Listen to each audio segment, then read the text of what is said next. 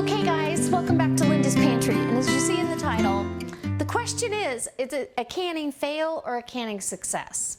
So my last video I canned rhubarb or a habanero rhubarb jelly for you, and I really thought it was going to set up. The jelly that I had in the refrigerator was setting up, but when I got up this morning I still had liquid or syrup. I didn't want to keep that syrup. Normally, if it was like a plain fruit, I think the last time I had syrup or ice cream topping was about 7 years ago, and I ended up with something that was perfect for ice cream topping or pancakes. And now I make those deliberately, but this one I did not want that. And the flavor profile of my original rhubarb jelly is so light and subtle that this one didn't have enough rhubarb flavor for me coming through, so it was kind of a blessing in disguise. So what I did, and I was not able to bring you along for all of it because we've got some personal things going on and taking up time. Hear them ping? I just took them out of the canner. I went ahead and chopped up 3/4 of a cup of rhubarb, fresh rhubarb, and I emptied all my jars into my stock pot or my Dutch oven, and here we go. Look how pretty. Okay, so the green in here, that is the rhubarb. And I felt like fresh rhubarb in there would give it some more texture, and it would also give some pretty color. It still looks like pink lemonade, and I don't know if you can see. See how thick that is? Guess how I did that? I did not add more pectin, and I've done this before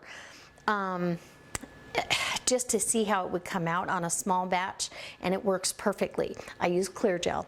So I emptied all of my jars into my Dutch oven. I then mixed up some clear gel, started heating it up, had the fresh rhubarb in there. Mixed up some clear gel with some cold water to dissolve it because it works a lot like cornstarch. And when I first put it in my nice pretty clear mixture, it clouded it up, and then it clears up. It does add a fair amount of tiny bubbles in your jelly, but the taste is phenomenal, the texture is perfect, and I got to add a little more rhubarb flavor to something that was more of a habanero jelly. Not that that's a bad thing, it's delicious and it's got the perfect amount of heat, but I really am pleased that I was able to save my jelly from a total fail. And so guys, don't be afraid. If you've got, look at how thick, if you've got jelly that doesn't set up, go ahead and use your clear gel. Do what I did. I just washed my jars, I kept them hot in the sink after I rinsed them, and how pretty is that? See if I can get that to focus. Focus, focus, focus. It doesn't want to focus on the jar, it wants to focus on me. But isn't that beautiful? Set that jelly aside and go ahead and redo it. It didn't take that long. And reprocessed it, so all the lids went in the garbage. I don't reuse lids.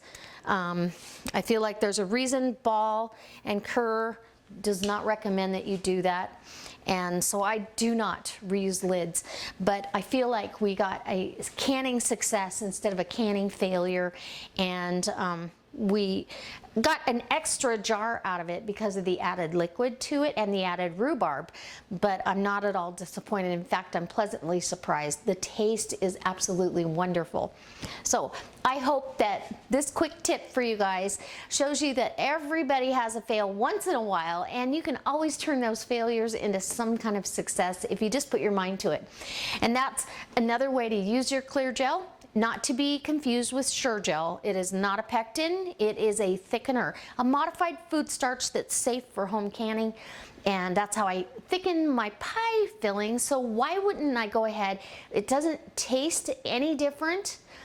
In fact, more pectin would add more flavor to this that I may not want, and it still could be not successful. So I knew that the clear gel would do it for me, and I'm glad I did. So as always, guys, I can't wait to see you next time, and I'll leave a poll card in the card up above.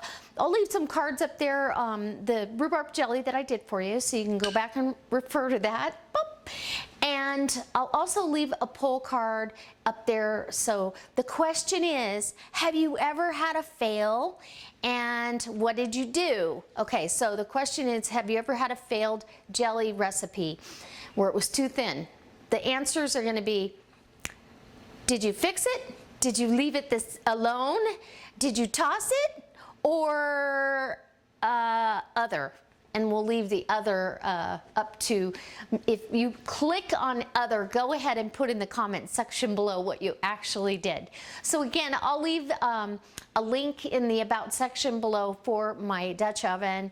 And you guys, this is absolutely delicious. If you have rhubarb, I highly recommend that you do this. Modify your recipe though and put some fresh rhubarb in with the rhubarb juice, because it comes out looking like pink lemonade with all those veggies floating in there with the purple and the green and the red, and it's beautiful. And the orange. Don't forget the habanero. All right, guys. So when I use this in a recipe, I'll certainly bring you back. I know I got a lot of questions on the last video, so let me just answer a couple. What would you use this on? This is delicious to glaze shrimp with, a chicken breast.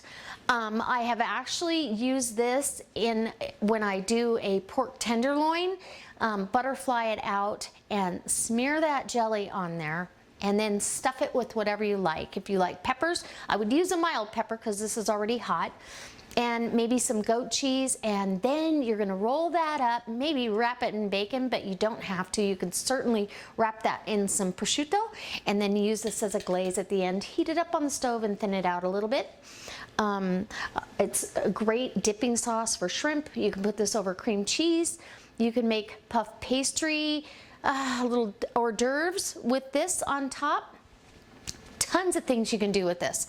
It absolutely is a great cooking tool to have jellies on your shelf, and it makes a terrific gift, which, guess what? The holidays are on their way. So that being said, I can't wait to see you next time, guys. And forever, always, thanks for stopping by. You guys are great. All right, bye.